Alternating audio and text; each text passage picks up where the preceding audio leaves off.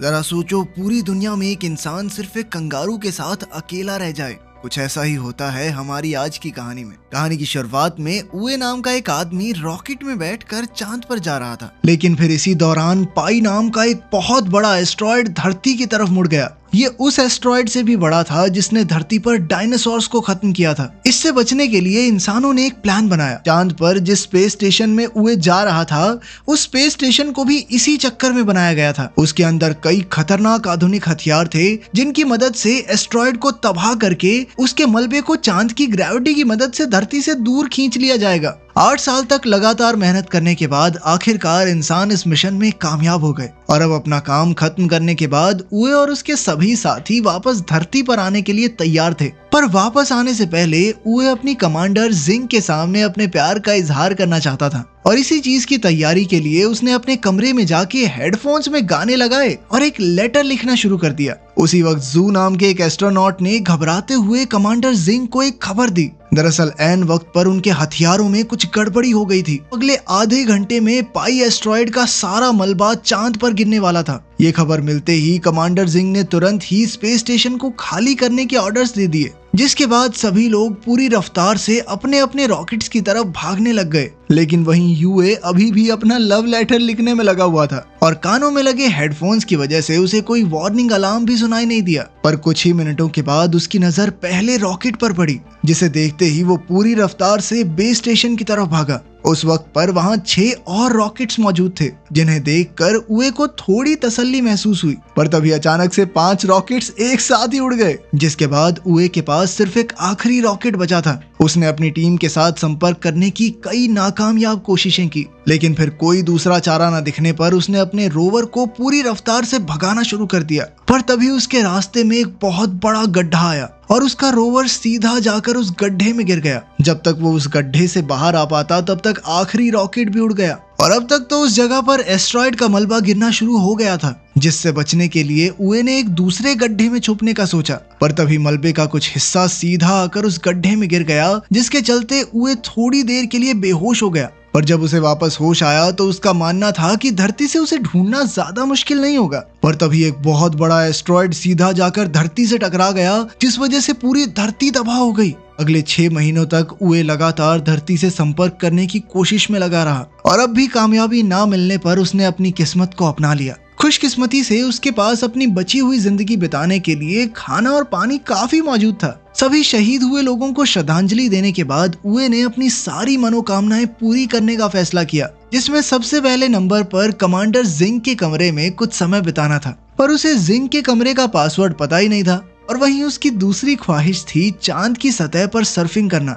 शुरुआत में तो वो बहुत बुरी तरह गिरता पड़ता रहा, पर कई दिनों तक लगातार कोशिश करने के बाद वो सर्फिंग करने में कामयाब हो गया। लेकिन अब भी उसे जिंग के कमरे का पासवर्ड नहीं मिला था और अब तो गुस्से में आकर उसने उस दरवाजे को ही उड़ा दिया, जिसके बाद उसने जिंग की एक तस्वीर के साथ डेट पर जाने का फैसला किया, जिस दौरान उससे गलती से जिंग के चेहरे के ऊपर केचप गिर गया और इसी मौके का फायदा उठाते हुए उसने जिंग की तस्वीर को किस कर लिया। पर वो इस बात से अनजान था कि उस वक्त स्पेस स्टेशन की पूरी टीम उसे अपने नए हेडक्वार्टर्स से देख रही थी और उसकी यह हरकत देखकर सभी लोगों ने अपना मुंह मोड़ लिया। और वहीं दूसरी तरफ जिंग ये देखकर पूरी तरह हैरान थी, पर नेटवर्क बिगड़ने की वजह से उस वक्त वो सिर्फ उए को देख ही सकते थे और क्योंकि उए किसी खतरनाक मुसीबत में नहीं लग रहा था, इसीलिए जिंग ने उए का रेस्क्यू मिशन कैंसिल करने का फैसला किया। पर तभी चेयरमैन यांग ने उन्हें बताया कि सरकार ने अगले 30 दिनों में उए की इस नई जिंदगी को दुनिया भर में दिखाने का फैसला किया। असल में एस्ट्रॉयड के धरती से टकराने के बाद 30% जमीन पानी में डूब चुकी थी, जिसके चलते सभी लोगों की जिंदगी पूरी तरह से बदल गई थी और अब सरकार उए के जरिए लोगों के अंदर एक नई उम्मीद जगाना चाहती थी कि देखो ये आदमी अकेला फंसा हुआ है फिर भी जिंदगी जी रहा है ना। लेकिन एस्ट्रोनॉट जू उए को इस काम के काबिल नहीं मानता था, जिस पर जिंग ने उसे बताया कि वो लोग उए की आवाज को डब करके दुनिया के सामने लाने वाले हैं ताकि वो अपनी मर्जी से उससे चीजें बुलवा सकें। इसके बाद जिंग ने रेडियो के जरिए दुनिया के सामने उए की एक झूठी कहानी रखी, जिसके मुताबिक उसने एक क्रू मेंबर को बचाने के लिए रॉकेट में अपनी सीट छोड़ दी थी और साथ ही जिंग ने दुनिया को उए की नई जिंदगी के ब्रॉडकास्ट के बारे में भी बताया। उधर 196 दिन बीत जाने के बाद उए एक दिन अपनी एक दवाई लेने के लिए वेयर हाउस में गया और वहीं हेडक्वार्टर्स में उए की आवाज को डब करने के लिए फ्लूटिस्ट नाम के एक वॉइस ओवर आर्टिस्ट को बुलाया गया, पर उसे कोई भी स्क्रिप्ट नहीं दी गई और इस बार जब उए वेयरहाउस में पहुंचा तो उसकी नजर एक नई और अनजान चीज पर पड़ी, जिसे शुरुआत में उए ने एक लड़की समझा और उससे बातें करना शुरू कर दिया। पर जैसे ही वो उसके पास पहुंचा तो उसने देखा कि वो एक हट्टा कट्टा कंगारू था। और उसी समय पर जब लाइव स्ट्रीमिंग चालू की गई तो कैमरा सीधा उस कंगारू के चेहरे पर चला गया और इधर सभी चीजों से अनजान फ्लूटिस्ट ने भी कंगारू के होठों के हिसाब से डबिंग करना शुरू कर दिया। जिंग ने फ्लूटिस्ट को रोकने की कोशिश की पर तब तक बहुत ज्यादा देर हो चुकी थी और कई लोगों ने इस चीज को देख लिया था और अपनी इसी गलती के चलते जिंग और जू को चेयरमैन के सामने पेश होना पड़ा, जहां उन्होंने बताया कि उनकी रिसर्च टीम कॉन्ग नाम के कंगारू को बेस स्टेशन पर ही छोड़ आई है। और वहीं दूसरी तरफ फ्लूटिस्ट कोई असली वॉइस ओवर आर्टिस्ट नहीं बल्कि सोशल मीडिया पर अलग अलग चीजों का वॉइस ओवर करने वाला एक इन्फ्लुएंसर था। और अपनी इस गलती के बाद जिंग ने फैसला किया कि वो लोग वीडियो की डबिंग करने के बजाय उसे एक कहानी की तरह सुनाएंगे। उधर स्पेसशिप में कॉन्ग को अपने पास बुलाने के लिए उए ने एक फीमेल कंगारू का रूप लिया, पर जैसे ही कॉन्ग को उसकी असलियत के बारे में पता चला तो उसने उए को पीटना शुरू कर दिया, जिसे देखकर फ्लूटिस्ट जोर जोर से हंसने लग गया। इसके बाद जिंग ने सारी गलती की जिम्मेदारी अपने सर ले ली और तभी उसे एक और खबर मिली कि स्पेसशिप में कॉन्ग और उए के बीच एक फाइटिंग मैच होने वाला था। इसके बाद सभी लोग बड़े ही ध्यान से उस मैच को देखने में लग गए, पर तभी कॉन्ग ने अपनी ताकत दिखाते हुए उए को पेट मार के बेहोश कर दिया। उसकी इस हालत को देखकर जिंग ने उए से बात करने की कोशिश की और जब होश आने पर उसने कम्युनिकेशन चैनल पर लाइंस देखी तो वो खुशी से रोने लग गया। किसी को सुन ना पाने के बावजूद भी उसे इस बात की खुशी थी कि धरती पर लोग जिंदा हैं। आपस में समझौता करने के बाद उन दोनों ने अपने रोवर में बैठकर एक टूटे हुए अपोलो 18 के पास जाने का फैसला किया ताकि वो उसका इस्तेमाल लूनर स्टेशन पर पहुंचने के लिए कर सकें, जहां पर एक रॉकेट मौजूद था जिसकी मदद से वो वापस धरती पर चले जाएंगे। इधर उए ने अपनी पूरी ताकत लूनर डॉग को ढूंढने में लगा दी जो उए की मदद कर सकता था। इसके बाद उए ने अपना पूरा ध्यान स्पेसक्राफ्ट को फिर से बनाने में लगा दिया, जिसे देखकर सभी लोग काफी हैरान थे। और जब जिंग ने उसकी फाइल चेक की तो उसे पता चला कि असल में वो एक फ्लाइट डायनामिक्स इंजीनियर था जो कि फिलहाल मेंटेनेंस डिपार्टमेंट में काम कर रहा था। अपने 282वें दिन उए ने बताया कि उनके टूटे हुए इंजन की वजह से उनके रोवर की एक वेट लिमिट थी, जिसके चलते उसे कॉन्ग को वहीं छोड़कर आगे बढ़ना पड़ेगा। पर फिर भी कॉन्ग उसे जबरदस्ती वापस अपने बेस पर ले आया। पर तभी उए को याद आया कि वो यहाँ मौजूद एक हथियार को प्रोटोटाइप इंजन की तरह इस्तेमाल कर सकते हैं, लेकिन इसमें काफी ज्यादा खतरा था। पर इसके बावजूद भी कॉन्ग उसका साथ देने के लिए तैयार था। उसकी ये बात सुनकर एस्ट्रोनॉट जू ने पूरी टीम को बताया कि ये काम हो जरूर सकता है, पर सूरज ढलने से पहले उसे बेस पर लाना काफी ज्यादा मुश्किल था, क्योंकि प्रोटोटाइप इंजन सोलर पावर से काम करता था और चांद का एक दिन धरती के 14 दिनों के बराबर होने के बावजूद भी अगर उए उसे लगातार ड्राइव करता रहा तो भी वो वहां तक नहीं पहुंच पाएगा। सबका मानना था कि ये काम नहीं हो सकता, पर सूरज ढलते ही उए ने उल्टी तरफ ड्राइव करना शुरू कर दिया।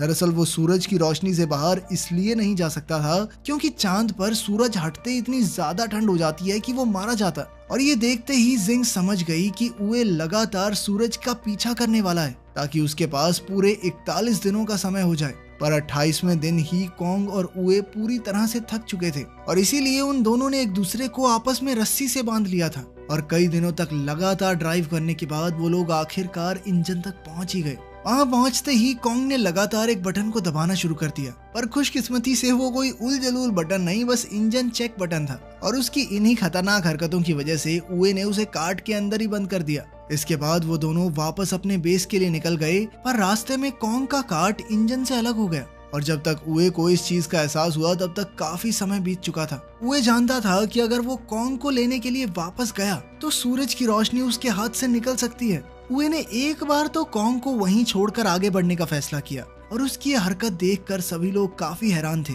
पर कुछ ही मिनटों बाद वो पूरी रफ्तार से वापस कॉन्ग की तरफ मुड़ गया और थोड़ी देर तक वापस चलने के बाद वो आखिरकार कॉन्ग तक पहुंच ही गया। पर अब सभी कैलकुलेशंस के बाद सबका मानना था कि वो लोग समय रहते वापस नहीं लौट पाएंगे। इसीलिए जिंग ने सभी लोगों को जल्द से जल्द लूनर डॉग को ढूंढने का आदेश दिया ताकि उसकी बैटरी की मदद से उए वापस अपने बेस तक पहुंच सके। इधर काफी समय से बिना सोए लगातार गाड़ी चलाने की वजह से उए और कॉन्ग दोनों ही काफी ज्यादा थक चुके थे। पर तभी सूरज ढलने की वजह से अब उनके पास सिर्फ 5 घंटे की बैटरी बची थी। पर तभी लूनर डॉग अचानक से एक्टिवेट हो गया पर पावर सेविंग मोड में होने की वजह से वो उन दोनों को नहीं ढूंढ सकता था। उधर बेस से 55 किलोमीटर दूर बैटरी खत्म होने की वजह से कैबिन पूरी तरह से जम चुका था और मजबूरन उए और कॉन्ग को शिप से बाहर आना पड़ा। उधर एस्ट्रोनॉट जू ने लूनर डॉग का कंट्रोल अपने हाथ में लेकर उसे उए तक पहुंचाने का फैसला किया, पर रास्ते में ही बैटरी खत्म होने की वजह से लूनर डॉग एक बहुत बड़े गड्ढे में गिर गया, जिसे देखकर धरती पर सभी लोग बहुत निराश थे। उधर उए और कॉन्ग तारों को देखते हुए आपस में बातें कर ही रहे थे कि तभी उए एक बार फिर से जिंग की यादों में खो गया और तभी थोड़ी देर बाद जब उसे होश आया तो उसने देखा कि कॉन्ग एक कांच की रिफ्लेक्शन का पीछा करते हुए इधर उधर भाग रहा था। इससे उए को एक आइडिया आया और उसने कॉन्ग की पीठ पर एक स्लेज बांध दिया, जिसके बाद उसकी सर्फिंग प्रैक्टिस बहुत काम आई। अब वो दोनों बड़ी ही तेजी से आगे बढ़ रहे थे, पर तभी उनके सामने एक बहुत बड़ा गड्ढा आ गया, जिसे पार करने के लिए उए ने बड़ी ही चालाकी से नाइट्रोजन टैंक्स का इस्तेमाल किया। उसकी ये कामयाबी देखकर धरती पर सभी लोग काफी ज्यादा खुश थे और अब उन सभी में एक नई उम्मीद जाग गई थी। दूसरी तरफ अपनी बहादुरी की वजह से उए को धरती पर कई सम्मान मिले, जिन्हें लेने के लिए चेयरमैन खुद जाया करते थे। तभी जिंग ने चेयरमैन को बताया कि आने वाले 3 महीनों में कम्युनिकेशन लाइंस ठीक होने वाली थी, जिसके बाद वो लोग उए से संपर्क कर सकते हैं। धीरे धीरे चीजें वापस से ठीक होने लगी थी, पर कोई ये नहीं जानता था कि पाई एस्ट्रॉइड का एक बहुत बड़ा हिस्सा अभी भी खतरा बनकर उन सभी का इंतजार कर रहा था। उधर उए और कॉन्ग आपस में खेल रहे थे कि तभी कॉन्ग ने गलती से कुछ तारों को छू दिया, जिसके बाद उए को स्क्रीन पर पिछली बार की तरह कुछ सिग्नल्स दिखाई दिए। ये देखकर अब उए को लग रहा था कि शायद धरती पर कोई जिंदा नहीं बचा है और शायद पहले भी कॉन्ग ने इसी तरह तारों से कुछ छेड़खानी कर दी होगी और तब वो सिग्नल आए होंगे। ये देखकर उए काफी ज्यादा उदास हो गया और उधर जिंग ने अपनी पूरी ताकत से कम्युनिकेशन लाइंस ठीक करने का काम शुरू करवा दिया। कुछ दिनों बाद उए ने कॉन्ग के लिए एक महिला कंगारू का खिलौना तैयार किया और खुद सब खत्म करने के लिए शिप से बाहर चला गया। अब उए बहुत हताश हो गया था, इसीलिए जिंग ने पूरी दुनिया को बताया कि असल में उए क्या महसूस कर रहा है और साथ ही उसने सभी लोगों से मदद मांगते हुए कहा कि अपने फोन की फ्लैश लाइट को चांद की तरफ मोड़ दें। उधर उए जहाज से दूर अपना हेलमेट खोलने ही वाला था कि तभी उसकी नजर धरती से आ रही रोशनी पर पड़ी और ये देखते ही वो अपने घुटनों के बल बैठकर रोने लग गया। थोड़ी देर बाद बेस पर वापस जाकर जब उए ने कम्युनिकेशन बटन ऑन किया तो वो आखिरकार अपने सभी साथियों को सुन पा रहा था, जिन्होंने उसे धरती पर चल रही उसकी लाइव स्ट्रीमिंग के बारे में बताया। पर इसके बावजूद उए कुछ बोल नहीं रहा था, इसीलिए सभी लोगों ने जिंग को उसके सामने खड़ा कर दिया, जिसके हेलो बोलते ही वो काफी खुश हो गया। अगले कुछ दिनों तक सभी इंजीनियर्स ने उए को उसका स्पेसक्राफ्ट सही करने में मदद की, लेकिन खुश तो सिर्फ वो जिंग को देखने के बाद ही होता था। और आखिरकार स्पेसक्राफ्ट तैयार होने के बाद एक रात उए को जिंग से अकेले बात करने का मौका मिल गया, जिस दौरान उसने उए को बताया कि उसने मेंटेनेंस डिपार्टमेंट सिर्फ और सिर्फ उसी की वजह से ज्वाइन किया था। असल में उए पहले इस डिपार्टमेंट में काम करने के लिए तैयार नहीं था, पर तभी उसकी नजर पास से गुजर रही जिंग पर पड़ी और जिंग को देखते ही उसे प्यार हो गया। अब उसने सोच लिया था कि भाई चांद पे तो मैं जाके रहूंगा, इस बंदी के साथ रहना है तो रहना है। जिसके बाद वो मेंटेनेंस डिपार्टमेंट में छोटा सा काम करने को भी तैयार हो गया। उसकी ये बात सुनकर जिंग ने भी उसे बताया कि उस दिन रॉकेट में बैठते वक्त उसने उए को भागते हुए देख लिया था, पर अफसोस वो उस वक्त उसका इंतजार नहीं कर सकती थी। उनकी इस बातचीत की वजह से किसी का भी ध्यान धरती की तरफ बढ़ रहे एस्ट्रॉइड के ऊपर नहीं गया। अगले दिन कॉन्ग और उए अपने घर वापस आने के लिए पूरी तरह तैयार थे और अपनी टीम की मदद से उन्होंने आखिरकार स्पेसक्राफ्ट को सही सलामत लॉन्च भी कर लिया, जिसे देखकर सभी लोग काफी ज्यादा खुश थे, क्योंकि उए और कॉन्ग चांद पर 923 दिन बिताने के बाद आखिरकार स्पेस स्टेशन में पहुंच गए थे। पर तभी जू ने एक अर्जेंट मीटिंग बुलाकर सभी को पाई के उस बड़े हिस्से के बारे में बताया जो तेजी से उनकी तरफ बढ़ रहा था। और वहीं चेयरमैन का मानना था कि सिर्फ एक ही आदमी उन्हें इस खतरे से बचा सकता है, क्योंकि उसके जहाज का इंजन अपने आप में एक हथियार था। वो आदमी कोई और नहीं बल्कि उए ही था। ये सुनते ही जिंग ने कंट्रोल रूम में जाकर लाइव स्ट्रीमिंग को बंद कर दिया, जिसकी वजह से सभी लोग काफी हैरान थे। पर इससे पहले कि वो उए से बात करती, उसे पहले ही इस खतरे के बारे में पता चल गया था। असल में उसने हेडफोन्स के जरिए उनकी सारी बातें सुन ली थी और अब वो जानता था कि मिसाइल्स में इंजन्स ना होने की वजह से उसे खुद उन मिसाइल्स को एस्ट्रॉइड से टकराना पड़ेगा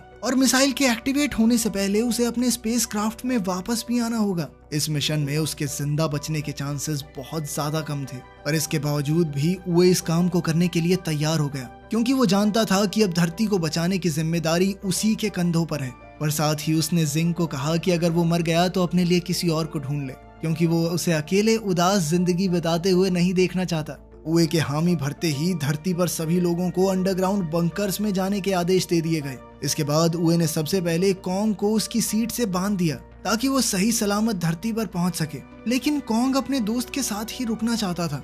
दोनों के अलग होते ही उए का सामना कई सारे पत्थरों से हुआ और उन्हीं में से एक पत्थर से टकराने के बाद उसका स्पेसक्राफ्ट गोल गोल घूमने लग गया, जिसे रोकने के लिए उए ने अपने कंपार्टमेंट को क्राफ्ट से अलग कर दिया। जिसके बाद मिसाइल्स तो एकदम ठीक थी, पर अब उनका इंजन अलग हो चुका था। तभी जिंग ने उसे बताया कि पाई का वो हिस्सा उसके करीब से होकर गुजरने वाला था और वो किसी भी हाल में उए की बलि नहीं चढ़ाना चाहती। पर यह बात सुनते ही उए ने उसे बताया कि उसे अभी सिर्फ धरती को बचाने के बारे में सोचना चाहिए और साथ ही उए ने अपने जहाज को एस्ट्रॉयड की तरफ मोड़कर लाइव स्ट्रीम को शुरू करने को कहा।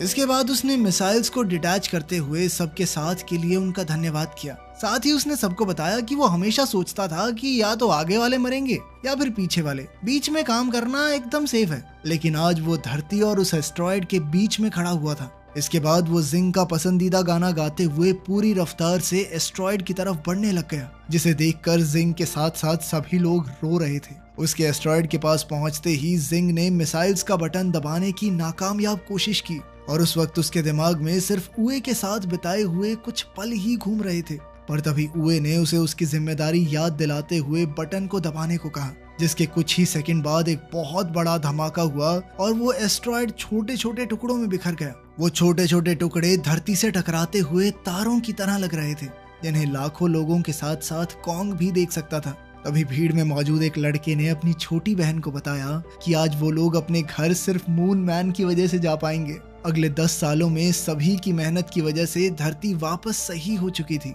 और तभी स्पेस प्रोग्राम की नई चेयरमैन लैसी ने सभी को बताया कि अब इंसान एक बार फिर से चांद पर जाने वाले हैं और उधर जिंग भी एक बार फिर चांद पर जाने के लिए तैयार थी, जहां पहुंचते ही उसे उए के चांद पर बिताए हुए पल दिखाई दे रहे थे, जिन्हें देखते हुए उसकी आंखों में खुशी के आंसू थे। इसके बाद अपनी एक साथी के साथ धरती को देखते हुए उसने बताया कि 10 साल पहले फटे एस्ट्रॉयड का मलबा आज धरती के चारों तरफ एक रिंग की तरह घूम रहा था, जो उन्हें हमेशा हमेशा मून मैन की याद दिलाता रहेगा।